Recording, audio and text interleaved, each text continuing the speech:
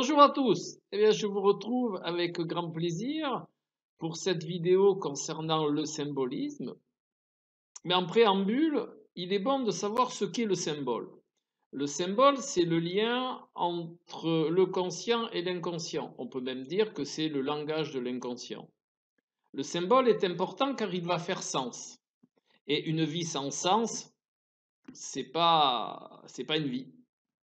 Donc, il est important de repérer les symboles qui sont autour de nous. Il faut savoir aussi que le symbole a une interprétation personnelle et un sens collectif. Donc le symbole, il intervient partout en réalité. Il intervient aussi dans les rêves. Bon, les rêves, on peut dire que c'est l'inconscient personnel et pour certains, l'inconscient collectif. Il intervient aussi afin que vous puissiez comprendre quelles sont les directions à prendre. Le symbole, on le repère aussi par sa récurrence. S'il y a des choses qui reviennent de manière récurrente dans votre vie, des images, des nombres, des impressions, des ressentis, eh bien, il faut aller chercher ce qu'il y a derrière. Il faut savoir aussi que le symbole a plusieurs niveaux d'interprétation. Voilà. Quand on a défini tout cela du symbole, eh bien, on peut aller dans une interprétation qui va nous faire sens. Et pour cela, j'ai pris comme exemple la Cybèle de Notre-Dame de Paris. Alors, vous voyez cette image, elle est somme toute très simple, hein. Vous avez un personnage avec une échelle entre les jambes. Bon, déjà, une échelle entre les jambes, vous ne trouvez pas ça de partout, hein. Enfin, presque pas de partout. Cette échelle, elle touche le sol. Vous avez aussi, dans une main, deux livres. Un livre ouvert, un livre fermé. Vous avez un sceptre. Et vous avez au-dessus de la tête une sorte de vague qui peut représenter le ciel, qui peut représenter, pourquoi pas de l'eau aussi, hein? Voilà.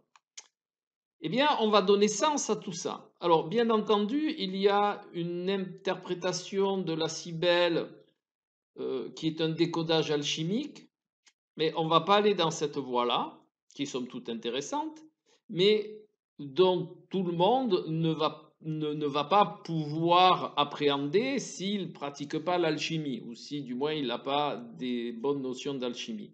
Mais il existe aussi un décodage symbolique, c'est-à-dire que chaque détail dont je vous ai parlé est porteur de sens. Alors bien entendu, c'est une image qui se trouve à l'entrée, enfin qui se trouvait à l'entrée de Notre-Dame, et donc qui était vue par tout un chacun. Donc c'est ce que j'appelle moi des symboles collectifs, mais qui font sens au niveau personnel. Ça fait des dizaines d'années que je forme des gens au symbole, et c'est vrai que c'est intéressant de conscientiser que le symbole a une notion, comme je vous l'ai dit, collective, c'est-à-dire qui peut être vue par tout le monde, et un sens collectif, mais chacun va le percevoir par rapport à ses références inconscientes. Donc, voyons en premier lieu les livres. Vous avez deux livres, un livre ouvert, un livre fermé. Le livre ouvert, en général, c'est ce qui est exo, c'est ce qui est vu par tout le monde, hein.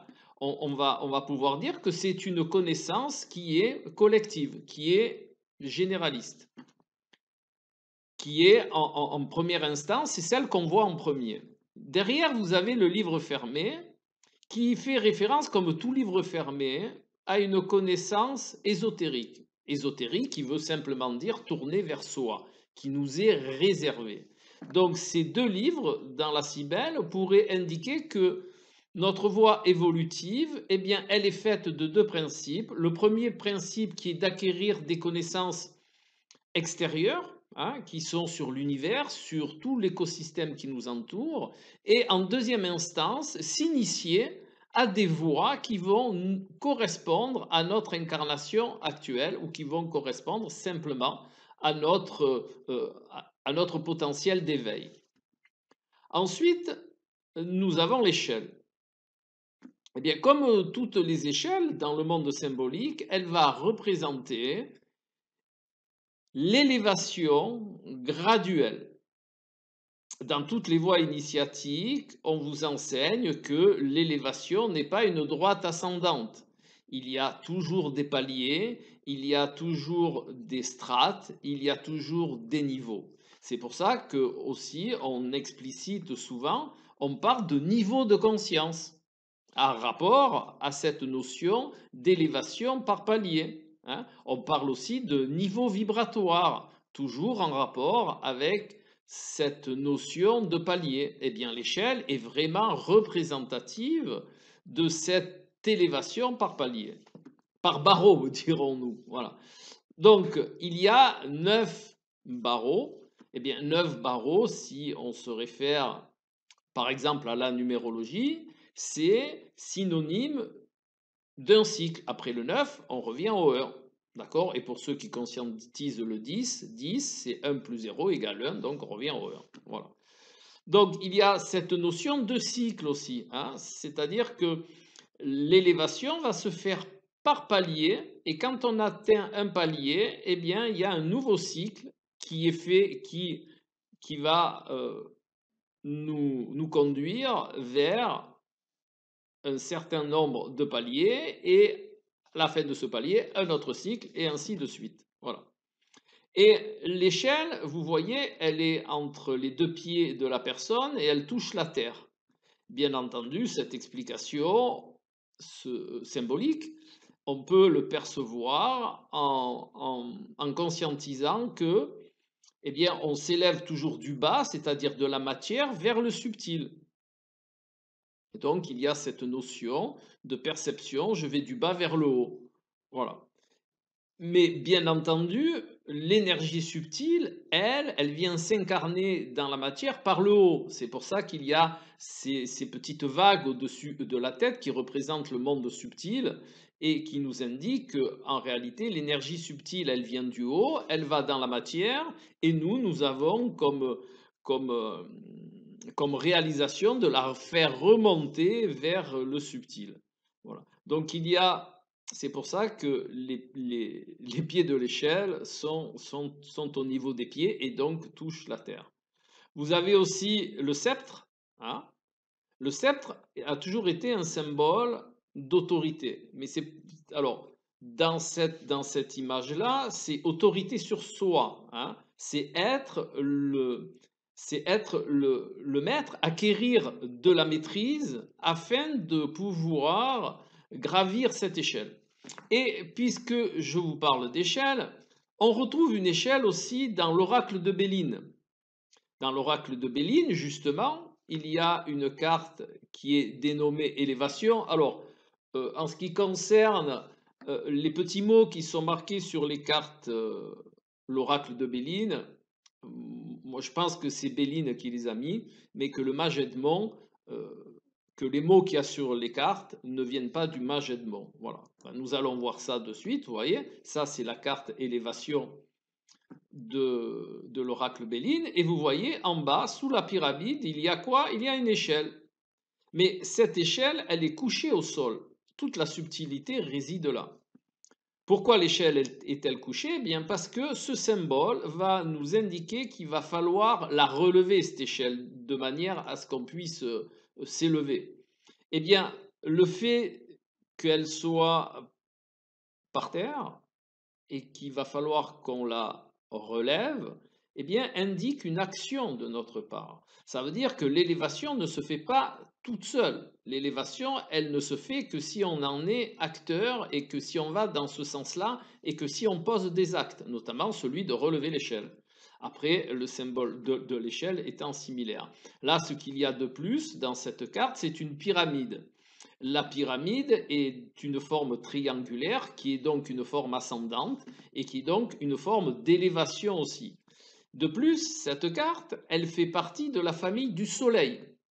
Le Soleil représentant symboliquement l'énergie spirituelle, Donc, on est bien dans cette carte d'élévation vers l'énergie subtile, hein. Voilà, pour faire simple, bien entendu.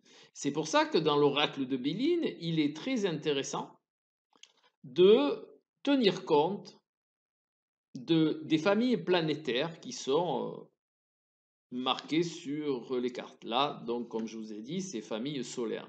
La famille solaire indique aussi que il y a justement, les choses tournent, hein. Il y a donc, qui dit tourne, dit notion de cycle avec le soleil. Voilà. Ce qui incite à dire que là aussi, l'élévation se fait de manière cyclique. Voilà, eh bien vous avez un petit peu une idée de comment on peut faire du décodage symbolique sans être dans une spécificité, hein. Comme je vous disais d'entrée de jeu, la cibelle, elle peut se décoder avec une vision alchimique, mais elle peut se décoder aussi avec une perception simplement symbolique, sans y adjoindre une spécificité. Voilà. Eh bien, je vous retrouve tout bientôt pour d'autres vidéos. Et si ça vous plaît, eh bien, mettez-moi un petit commentaire en me disant j'en veux d'autres sur le principe du symbole, ou sur l'oracle de Béline, ou sur le symbole de la triade, ou sur le symbolisme de l'Oshozen Taro. Voilà. Et comme ça, eh bien, je vais pouvoir savoir dans quelle voie moi me diriger, voilà, et de vous apporter des vidéos qui vont vous permettre d'acquérir des connaissances dans le monde du symbole. Allez, à tout bientôt, au revoir.